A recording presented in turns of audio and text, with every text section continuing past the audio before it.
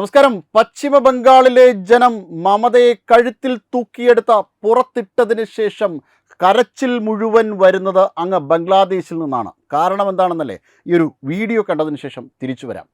শুরু হয়েছে, এটা আমাদের কোনো সবুত নেই, কোনো কিচ্ছু নেই। এবার তাই আমাদের দেশে আমরা ফেরত যাচ্ছি। আচ্ছা, এটা আমাকে বলুন, বিজেপি সরকার আসার কারণে কি ফিরছেন? ওই বিজেপি সরকার আসার কারণেই তো এই এনআরসিটা শুরু হয়েছে না। এনআরসিটা যখন শুরু হয়েছে তখন তো আর ধরো বেআইনিভাবে তো একটা দেশে থাকা যায় না। গরিব মানুষ এসেছিলাম, এখানে পেটের দায়ে এখন থাকতে পারিনি, চলে যাচ্ছে। আচ্ছা, এই বাংলাদেশ থেকে কবে এসেছিলেন? এই 3-4 এসেছিলাম, এমনি চলে এসেছিলাম, কাউকে ধরে না, এমনি পার হয়ে চলে এসেছিলাম লোকেদের। সেটা হচ্ছে সেই এইদিকে কোথায় ধামাখালি না কি, এইদিকে। এটা বলুন, নদী পার হয়ে এসেছিলেন? আচ্ছা, পরিবারে কতজন ছিলেন আপনারা? এই তো আমাদের সবাই চলে এসেছিলেন। এখানে কি করতেন? আমি ওই রাজমিস্ত্রি কাজ করতাম। রাজমিস্ত্রি কাজ করতেন। আর ডকুমেন্টস, লক্ষ্মীর ভান্ডার, সুযোগ সুবিধা এগুলো আমাদের কেউ পেতেন না? এই যে ভোটার কার্ড ছিল? ভোটার কার্ড আমাদের ছিল, কিন্তু ওইগুলো এবার কাজ হয়নি। আচ্ছা, এই এসআইআর এর নাম্বার দিয়েছিলাম, ও আসেনি সব। আমাদেরও সব কিছু হয়নি। এটা বানিয়েছিলেন কিভাবে ভোটার কার্ড? ওইটা যে জায়গায় যে এলাকায় যে ছিলাম সেই এলাকার লোক বলতো যে তোমরা বাংলাদেশি লোক, এখানে বিনা সবুজে থাকলে তোমাদের ধরে মারধর করবে, তেড়িয়ে দেবে, তা তোমরা এটা একটা কিছু করে নাও।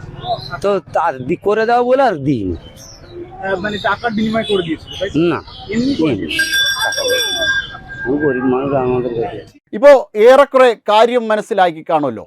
ഇച്ച്മട്ടി നദി ക്രോസ് ചെയ്ത് കാലങ്ങളായിട്ട്, പ്രത്യേകിച്ചും മമതയുടെ TMC ഭരണകാലത്ത് ബംഗ്ലാദേശികൾ നിരന്തരം ഇന്ത്യയിലേക്ക് എത്തിക്കൊണ്ടേയിരുന്നു. ഒരു നദി ക്രോസ് ചെയ്താൽ മാത്രം മതി. ഈ നദി ക്രോസ് ചെയ്ത് ഇവിടെ എത്തിക്കഴിഞ്ഞാൽ, അല്ലെങ്കിൽ ഏതെങ്കിലും തരത്തിൽ സുരക്ഷാ ഉദ്യോഗസ്ഥർക്കോ ആർക്കെങ്കിലും പൈസ കൊടുത്തുകൊണ്ടോ ഏതെങ്കിലും തരത്തിൽ കൂടി ബംഗ്ലാദേശിൽ നിന്ന് പശ്ചിമ ബംഗാളിലേക്ക് എത്തുന്നു. എത്തിയതിന് ശേഷം ഇവിടെ മമതയുടെ പോലീസായിരിക്കും പിന്നെ അവരെ വരവേൽക്കുന്നത്. മമതയുടെ പോലീസ് വരവേറ്റതിന് ശേഷം പിന്നീട് അവർക്ക് തിരിച്ചറിയൽ കാർഡ് കിട്ടുന്നുണ്ട്, മറ്റ് രേഖകൾ കിട്ടുന്നുണ്ട്. 6 മാസത്തിനകം അവരിവിടുത്തെ പൗരന്മാരായി മാറുന്നുണ്ട്. പിന്നെ മമതാ ബാനർജി തീരുമാനിക്കും അവരുടെ ജോലി എന്താണെന്ന്. പ്രധാനപ്പെട്ട ജോലി അവിടുത്തെ ഹിന്ദുക്കളെ വിരട്ടുകയും അവർക്ക് നേരെ ആക്രമണം നടത്തുകയും ഒക്കെയാണ്. അത്തരത്തിൽ ഒക്കെ ജോലിയൊക്കെ ചെയ്തുകൊണ്ട് വളരെ സന്തോഷകരമായിട്ട്, വളരെ രസകരമായി ജീവിതം ആസ്വദിച്ച് വരികയായിരുന്നു. അപ്പോഴാണ് ഭാരതീയ ജനതാ പാർട്ടിയുടെ നേതൃത്വത്തിലുള്ള NDA സർക്കാർ ബംഗാളിൽ അധികാരത്തിൽ വരുന്നത്. അതിനുശേഷം ഇപ്പോൾ നമ്മൾ ആ വീഡിയോയിൽ കണ്ട ആൾ പറയുന്നത് പോലെ BJP ഇപ്പോൾ അധികാരത്തിൽ വരുന്നു, ഇനി ഞങ്ങൾ ബംഗ്ലാദേശികൾക്ക് ഇന്ത്യയിൽ സ്ഥാനമുണ്ടാകില്ല എന്നൊക്കെ പറഞ്ഞുകൊണ്ട് ആവലാതിപ്പെടുന്ന ബംഗ്ലാദേശികൾ.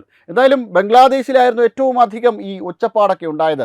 മമതാ ബാനർജി അധികാരത്തിൽ നിന്ന് പുറത്തു പോയതിന് ശേഷം ഞങ്ങൾ അവിടെ വന്ന ഹിന്ദുക്കളെ തട്ടും, കൊല്ലും, കഴുത്തറക്കും എന്നൊക്കെ പറഞ്ഞുകൊണ്ട്. കാരണം ബംഗ്ലാദേശിൽ അവർ 1-2 ഹിന്ദുക്കളെ അവർക്ക് ആക്രമിക്കുവാൻ കഴിഞ്ഞു. 1-2 അല്ല, നിരവധിയായിട്ടുള്ള ഹിന്ദുക്കളാണ് ആ പ്രക്ഷോഭത്തിൻ്റെ സമയത്ത്, ഷെയ്ഖ് ഹസീനയ്ക്കെതിരെയുള്ള പ്രക്ഷോഭത്തിൻ്റെ സമയത്ത് ആക്രമിക്കപ്പെട്ടത്. അങ്ങനെ ആക്രമണത്തിന് ഇരയായി നിരവധി ഹിന്ദുക്കൾ അവിടെ കൊല്ലപ്പെട്ടതുപോലെ ഇന്ത്യയിലേക്കും വന്ന് കൊല്ലാം എന്നൊക്കെയാണ് ഇവർ ധരിച്ചു വച്ചിരുന്നത്. പക്ഷേ ആൾ മാറിപ്പോയി, ദേശം മാറിപ്പോയി. കാരണം ഇവിടെ ഭരിക്കുന്നത് BJPയുടെ നേതൃത്വത്തിലുള്ള NDA സർക്കാരാണ്. ഇത് ഭാരതമാണ്. അതുകൊണ്ട് തന്നെ ഇനി ഇങ്ങോട്ട് കടന്നു വന്ന് വലിയ അക്രമമൊന്നും കാണിക്കാമെന്ന് ആരും തന്നെ വ്യാമോഹിക്കേണ്ട. എന്തൊക്കെയായിരുന്നു അവരുടെ പ്രക്ഷോഭത്തിൻ്റെ ഏറ്റവും പ്രധാനപ്പെട്ട കാര്യമെന്ന് പറയുന്നത്, പശുക്കളെ കൊല്ലുവാൻ അനുവദിച്ചില്ലെങ്കിൽ, അനധികൃതമായിട്ട് പശുക്കളെ കൊല്ലുവാൻ അനുവദിച്ചില്ല എങ്കിൽ, കാരണം ഒരു രേഖയും ഇല്ലാതെ ബംഗ്ലാദേശിൽ നിന്ന് കടത്തിക്കൊണ്ടുവരുന്ന പശുക്കളെ ഇവിടെ ഇട്ട് കശാപ്പ് ചെയ്യുന്നുണ്ട് അനധികൃതമായിട്ട്. അങ്ങനെ ആ രീതിയിൽ പശുക്കളെ കൊല്ലാൻ അനുവദിച്ചില്ലെങ്കിൽ ഞങ്ങൾ ഹിന്ദുക്കളെ കൊല്ലും എന്നൊക്കെയാണ് പ്രക്ഷോഭത്തിൽ ഒച്ചത്തിൽ വിളിച്ചുകൊണ്ടേയിരുന്നത്. ഇവിടേക്ക് കടന്നു വരുന്ന ഓരോ ആൾക്കാർക്കും 23 ജില്ലകളിലായിട്ട് സുവേന്ദു അധികാരി തടങ്കൽ പാളയം ഒരുക്കിയിട്ടുണ്ട്. ഒന്നുകിൽ ഓടി രക്ഷപ്പെടുക, അല്ലെങ്കിൽ ജയിലിൽ കഴിയുക. ഇനി നിങ്ങൾക്ക് വേണ്ട സൗകര്യങ്ങളൊന്നും ചെയ്തു തരാൻ വേണ്ടിയിട്ട് ജയിലിൽ ആരും ഉണ്ടാകില്ല, അവിടെ ജനാധിപത്യം ഇല്ല എന്ന് പറഞ്ഞുകൊണ്ട് ഒച്ചപ്പാടുണ്ടാക്കണ്ട എന്ന സുവേന്ദു അധികാരി തന്നെ പറയുകയുണ്ടായി. എന്തായാലും ഇനി അങ്ങോട്ട് ഈ നുഴഞ്ഞു കയറി വരുന്നവർക്ക് കഷ്ടകാലം തന്നെയാണ്. ഭീകരവാദികൾക്ക് വലിയ കഷ്ടകാലം തന്നെയാണ്. 11 മുതലുള്ള സൗകര്യങ്ങളൊന്നും ഇനി ലഭിക്കില്ല. ആ സമയത്ത് മമതാ ബാനർജിക്ക് നിങ്ങളെ കൊണ്ട് ആവശ്യമുണ്ടായിരുന്നു. കാരണം ദുർഗാപൂജ തടയുവാനും രാമനവമി തടയുവാനും ഹിന്ദുക്കളെ ഭീഷണിപ്പെടുത്തുവാനും സന്ദേശ് ഖലിയിൽ പീഡനങ്ങളിൽ നിന്ന് പീഡനങ്ങൾ നടത്തിക്കൊണ്ട് ഭീതിപ്പെടുത്തിക്കൊണ്ട് വീണ്ടും അധികാരത്തിൽ തുടരുവാനും അഴിമതി നടത്തുവാനും മമതാ ബാനർജിക്ക് നിങ്ങളെ ആവശ്യമുണ്ടായിരുന്നു. പക്ഷേ ഇനി ഭാരതത്തിന് ആവശ്യമില്ല. ഭാരതം ഭാരതീയൻ്റെയാണ്. ഭാരതീയന് ഇവിടെ നിന്ന് ജീവിച്ചു പോകാൻ വേണ്ടിയിട്ടാണ് ഈ രാജ്യമുള്ളത്. അവരുടെ സുരക്ഷയാണ് ഈ രാജ്യത്തിന് ഏറ്റവും പ്രധാനപ്പെട്ട കാര്യം. അതുകൊണ്ട് ഭാരതീയരെ ആക്രമിച്ചുകൊണ്ട് ഇങ്ങോട്ട് കടന്നു വരാം എന്ന് ആരും തന്നെ ധരിക്കേണ്ട. ഇവിടെ ആർക്കും തിരിച്ചറിയൽ കാർഡും ഇവിടെ കൊടുക്കുന്നില്ല. എന്തായാലും ഭാരതീയർക്ക് മാത്രമേ ഇവിടെ നിന്നുള്ള തിരിച്ചറിയൽ രേഖയും വോട്ടവകാശവും ഒക്കെ ഉള്ളൂ. എന്തായാലും ഇതുമായി ബന്ധപ്പെട്ട ഒരു ഫേസ്ബുക്ക് പോസ്റ്റിലേക്കൊന്ന് കടക്കാം. പോസ്റ്റ് എഴുതിയ ശ്രീനാഥ് നായരാണ്. അദ്ദേഹത്തിൻ്റെ ഫേസ്ബുക്ക് പോസ്റ്റിലേക്ക് ഒന്ന് പോകാം. 2 ചിത്രങ്ങൾ ബംഗാളിൽ നിന്നാണ്. മുകളിലത്തെ ചിത്രത്തിൽ ആൾ മീഡിയയോട് പറയുന്നത് ഞാൻ ബംഗ്ലാദേശിയാണെന്നാണ്. ബംഗാളിൽ ഞങ്ങൾക്ക് സുഖജീവിതമായിരുന്നു, പക്ഷേ BJP വന്നതോടെ ഞങ്ങൾക്ക് ജീവിക്കാൻ പറ്റാതായി. അതുകൊണ്ട് തിരിച്ചു ബംഗ്ലാദേശിലേക്ക് പോവുകയാണ്. വോട്ടർ പട്ടികയിൽ പേരും ആധാർ കാർഡും ഉണ്ടായിരുന്നു. ശ്രദ്ധിക്കുക, വോട്ടർ പട്ടികയിൽ പേരും ആധാർ കാർഡും ഉണ്ടായിരുന്നു. പക്ഷേ 2ൽ നിന്നും ഇലക്ഷൻ കമ്മീഷൻ പേര് വെട്ടിയെന്ന്. ഇനി താഴത്തെ ചിത്രത്തിലേക്ക് പോകാം. ഈ ഇലക്ഷൻ കമ്മീഷൻ പേര് വെട്ടുന്നത് ഈ SIR വന്നതോടുകൂടിയാണ് കേട്ടോ. ആ SIR വന്നതോടുകൂടി ഈ ബംഗ്ലാദേശികൾ ഒന്നടങ്കം ഏകദേശം 1 കോടിയിലടുത്ത് ബംഗ്ലാദേശികളാണ് SIR വന്നതിന് ശേഷം ഇവിടെ നിന്ന് തിരിച്ചു പോകേണ്ടി വന്നത്. ഇനി താഴത്തെ ചിത്രത്തിലേക്ക് വരാം എന്ന് പറഞ്ഞ അദ്ദേഹത്തിൻ്റെ ഫേസ്ബുക്ക് പോസ്റ്റിലേക്ക് അതിനെ തുടരുകയാണ്. തൃണമൂൽ നേതാവും ഗുണ്ടയുമായ ആകാശ് സിംഗാണ് ആ ബനിയനും അണ്ടർവെയറും ഇട്ട് നടക്കുന്നത്.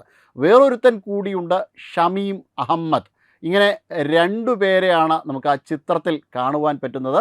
ഇവന്മാർ രണ്ടും സ്വന്തമായി കോടതിയും നിയമവും ഒക്കെ നടത്തി വരുകയായിരുന്നു. വലിയ ഗുണ്ടാ നേതാവാണ്. 100 കണക്കിന് അനുയായികളുണ്ട്. ഒന്നാന്തരം ക്രിമിനലാണ്. കോടിക്കണക്കിന് രൂപയുടെ ആസ്തിയുണ്ട്. പറഞ്ഞിട്ടെന്താ, റിസൾട്ട് വന്നു കഴിഞ്ഞു. അവിടെയുള്ള ഒരു BJP നേതാവിൻ്റെ വീട്ടിലേക്ക് ബോംബ് എറിഞ്ഞതിന് ശേഷം മുങ്ങിയതാ. ഇപ്പോൾ ഒളിവിൽ കഴിഞ്ഞിരുന്ന ഡൽഹിയിൽ പോയി കൊൽക്കത്ത പോലീസ് തൂക്കിക്കൊണ്ടുവരുന്നതാണ്. ഭരണം മാറിയെന്ന് ഇപ്പോൾ അങ്ങേർക്ക് നല്ലോണം മനസ്സിലായി കാണും. എന്തായാലും BJPക്ക് തുടർഭരണത്തിനുള്ള എല്ലാം തുടക്കത്തിൽ തന്നെ കിട്ടുന്നുണ്ട്. ഇനിയൊരു തിരിച്ചു വരവില്ല ദീദിയെയും. ഇങ്ങനെയാണ് ഫേസ്ബുക്ക് പോസ്റ്റ് അവസാനിക്കുന്നത്. എന്തായാലും ഇത് അക്ഷരം പ്രതി ശരിയായ കാര്യമാണ്. അവിടെ ബംഗ്ലാദേശികൾക്ക് തടങ്കൽ പാളയങ്ങൾ ഒരുങ്ങുന്നതോടൊപ്പം ഇവിടെ ക്രിമിനൽ പ്രവർത്തനം നടത്തുന്ന പശ്ചിമ ബംഗാളിൽ ഗുണ്ടാരാജ് നടപ്പിലാക്കുന്ന ഓരോ ഭീകരവാദികൾക്കും ഓരോ തൃണമൂൽ ഗുണ്ടകൾക്കും വെടിയുണ്ടകളാണ് സമ്മാനമായി കിട്ടുന്നത്. അതിനു വേണ്ടി തന്നെയാണ് IPS സിംഗം അജയ്പാൽ ശർമ്മ അടുത്ത 5 വർഷത്തേക്ക് പശ്ചിമ ബംഗാളിൽ തുടരുന്നതും. എന്തായാലും അവിടെ ഇനിയൊരു വരവ് ദീദിക്കില്ല. അതുകൊണ്ട് തന്നെ ഇനിയൊരു മടങ്ങി വരവ് അവിടുന്ന് ബംഗ്ലാദേശിൽ നിന്ന് കുടിയേറി പാർത്തവർക്കും ഉണ്ടാകില്ല.